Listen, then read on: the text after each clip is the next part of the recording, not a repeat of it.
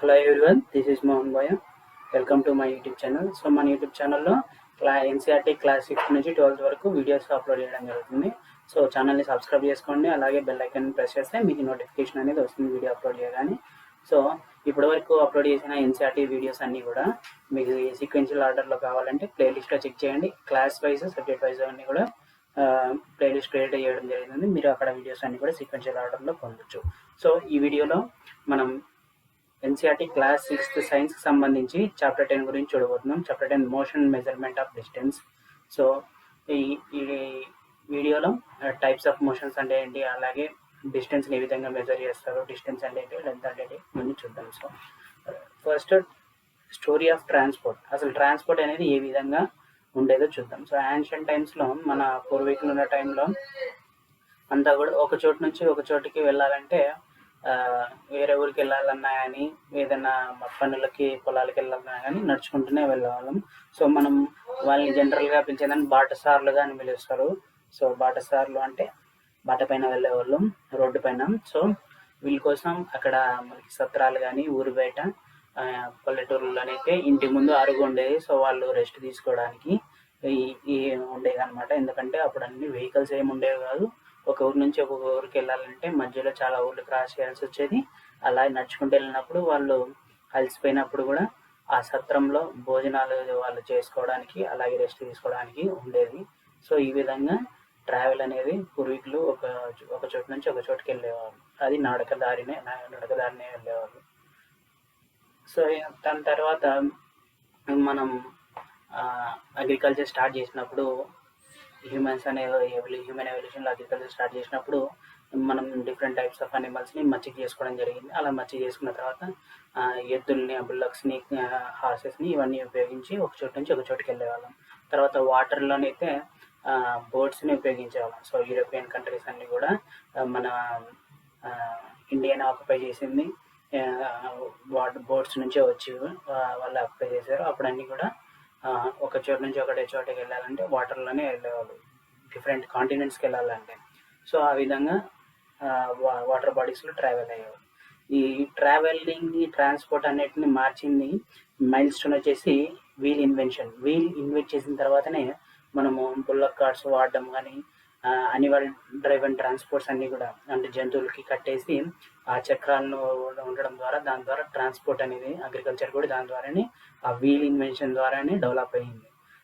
ఇలాగే ఈ wheel invention ద్వారా ట్రాన్స్పోర్ట్ డెవలప్ అయిన తర్వాత మళ్ళీ 19th centuryలో మనకి స్టీమ్ ఇంజన్ అనేది అనదర్ మైల్ స్టోన్ అనమాట. ఇక్కడ నుంచే మోటార్ వెహికల్స్, ఆటోమొబైల్స్ అన్నీ కూడా మనకి స్టార్ట్ అయినాయి. అంతకుముందంతా న్యాచురల్గా అనిమల్స్ యూజ్ చేసే డ్రైవర్ గార్డ్స్ కానీ ఉండేవి. ఇక్కడ నుంచి మొత్తం స్టీమ్ ఇంజన్స్ ద్వారాను, పెట్రోల్, డీజిల్ ఇంజన్స్ ద్వారా ఇలా ట్రావెల్ అనేది ట్రాన్స్పోర్ట్ అనేది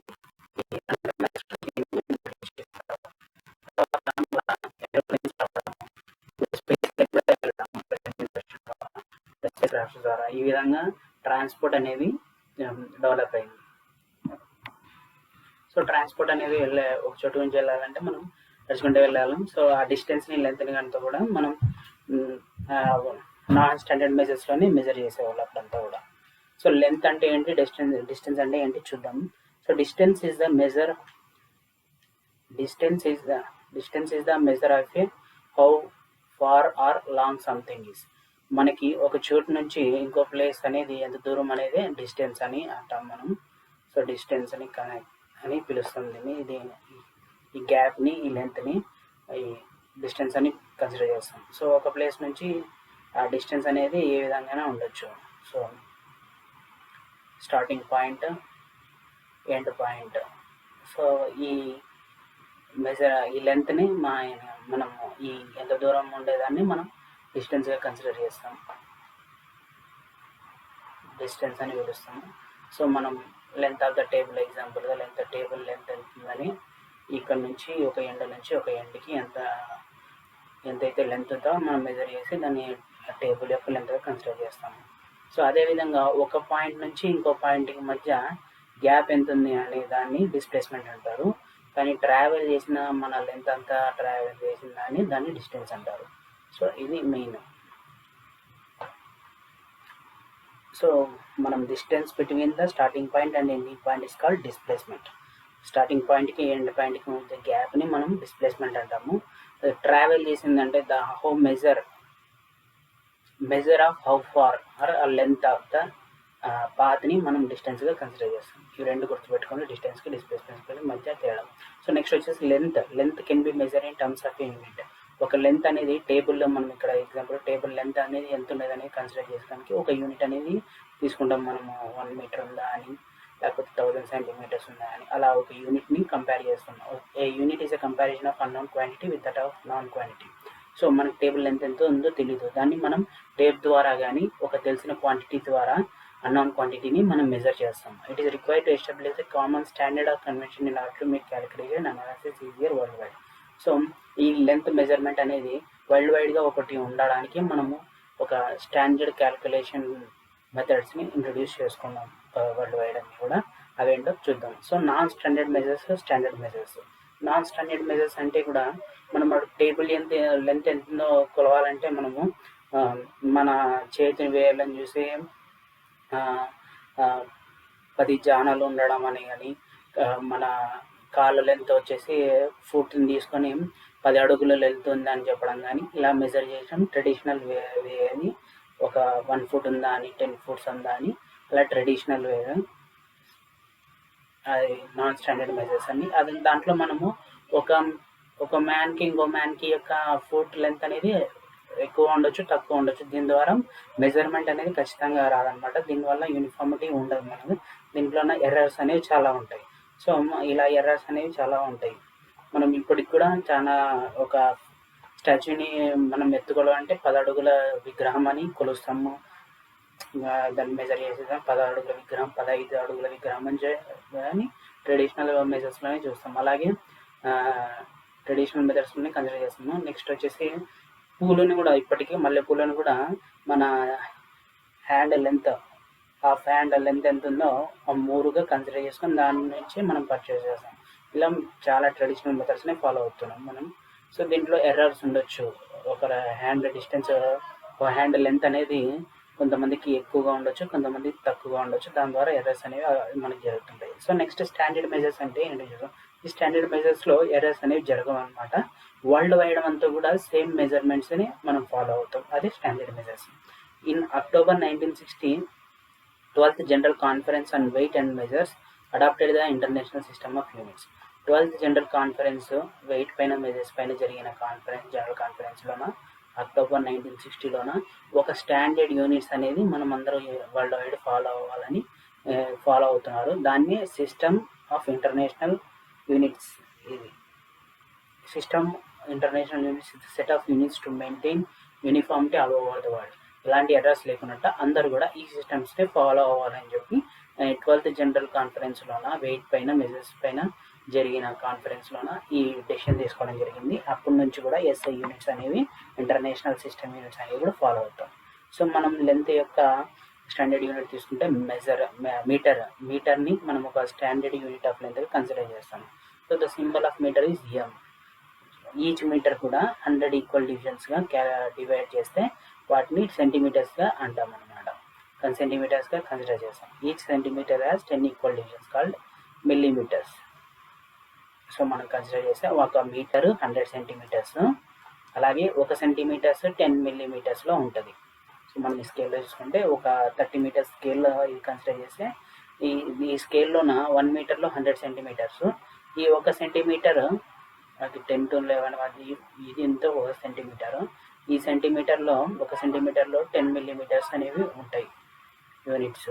సో ఈ విధంగా మనం స్మాల్ యూనిట్స్ అన్ని కూడా స్కేల్ ద్వారా కానీ, ఇలా లెంత్ ఎక్కువ కానీ టేప్ ద్వారా కానీ మనం మెజర్ చేస్తాం. సో ఇంకా లార్జ్ డిస్టెన్సెస్ అన్నిటివి కూడా మనము మీటర్ని కన్వీనియంట్ యూనిట్గా కాకుండా ఒక లార్జర్ యూనిట్ ఆఫ్ లెంత్ని కన్సిడర్ చేస్తాం. దాన్ని కిలోమీటర్గా కన్సిడర్ చేస్తాము. కిలోమీటర్ అంటే 1000 మీటర్స్ని కలిపి 1 కిలోమీటర్. సో 1 మీటర్ని మనం 100 సెంటీమీటర్స్ తీసుకుంటాం కాబట్టి, కానీ ఒక ప్లేస్ నుంచి ఇంకో ప్లేస్ మెజర్ చేయాలంటే చాలా లెంత్ ఉంటుంది కాబట్టి మనం కిలోమీటర్స్లో మెజర్ చేసుకుంటాం. So 1 kilometre equal to 1000 metres. Next ఈ డిస్టెన్స్లో డిస్టెన్స్ క్యాలిక్యులేట్ చేసేటప్పుడు కానీ లెంత్ క్యాలిక్యులేట్ చేసేటప్పుడు కానీ ఈ మెజర్స్లో కొన్ని ఎర్రర్స్ ఉంటాయి. So 0 error and correct way to measure length అనేది ఏ విధంగా చేయాలో మనం చూద్దాం. 0 ఎర్రర్ ఉండాలి, అలాగే కరెక్ట్ వేగా మెజర్ చేయాలి. సో ఫస్ట్ వచ్చేసి scale must be in contact with the object being measure.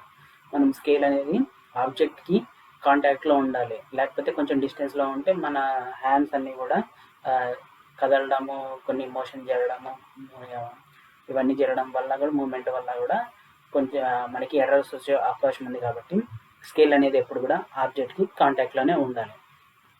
If scales are broken or the 0 mark is not visible it can lead to a error. So scale అనేది broken విరిగిపోయినా కానీ, అలాగే మనకి 0 mark అనేది కరెక్ట్గా కనిపించకపోయినా కానీ 0 errors అనేవి వస్తాయి. Then measuring from a different mark must be carried out.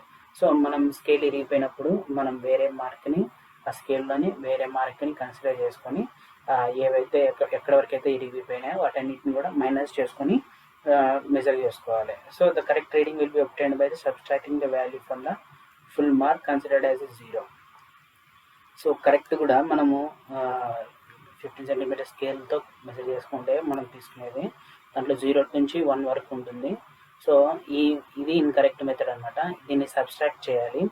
So total మెజర్మెంట్లో 0 వాల్యూ ఫుల్ మార్క్ నుంచి 0ని సబ్ట్రాక్ట్ చేయాలి. The correct reading will be obtained by subtracting the value from the full mark considered as 0. Full mark నుంచి 0ని consider చేస్తే దాని నుంచి ఆ మార్క్ని సబ్స్ట్రాక్ట్ చేస్తే కరెక్ట్ వాల్యూ వస్తుంది. అంటే మనం 0 నుంచి కాకుండా 1 నుంచి మెజర్ చేస్తే మనకి కరెక్ట్ లెంత్ అనేది కరెక్ట్ మెజర్మెంట్గా ఉంటుంది. So while measuring the aim must be exactly above the point where the measurement is to be taken in order to avoid parallax errors.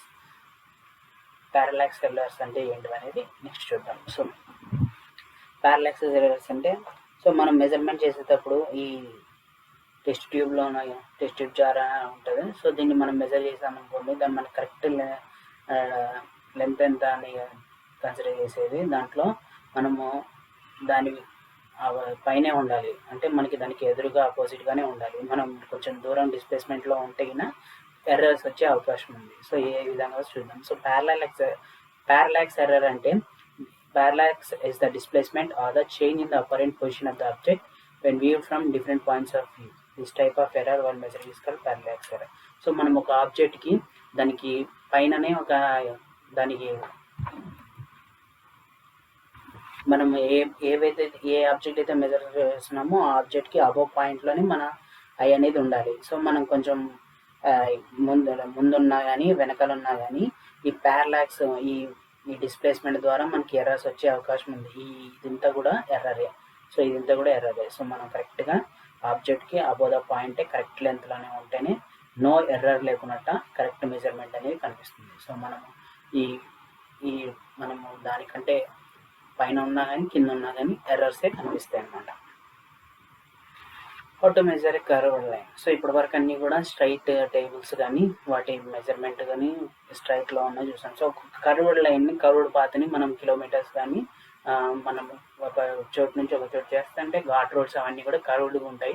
So వాటిని మనం ఏ విధంగా మనం కిలోమీటర్స్గా మెజర్ చేస్తామని, అలాగే ఒక థ్రెడ్ని మనం కర్వ్డ్ పార్ట్స్ అన్నింటిని కూడా ఏ విధంగా మెజర్ చేసి చూస్తాం. కర్వ్డ్ లైన్స్ అన్ని కూడా curved lines can not be measure using metre scales. So metre scales అన్ని కూడా స్ట్రైట్గా ఉంటాయి కాబట్టి మనం వాటితో మెజర్ చేయలేం. A string or thread can be used to measure curved lines by creating a knot at one end and keeping that at the beginning one can trace the curved line. So మనం ఈ curved lines measure చేయడానికి ఆ curved line ఏదైతే ఉందో దానిపైన ఒక థ్రెడ్ని మనము దాని షేప్ పైన అమర్చేసి ఆ థ్రెడ్ని మామూలు స్కేల్ పైన మెజర్ చేస్తే మనము ఆ కర్వ్డ్ లైన్ లెంత్ ఎంత ఉందో అని కనుక్కోవచ్చు. Then this line can be stretched out and measure with the help of a metre scale.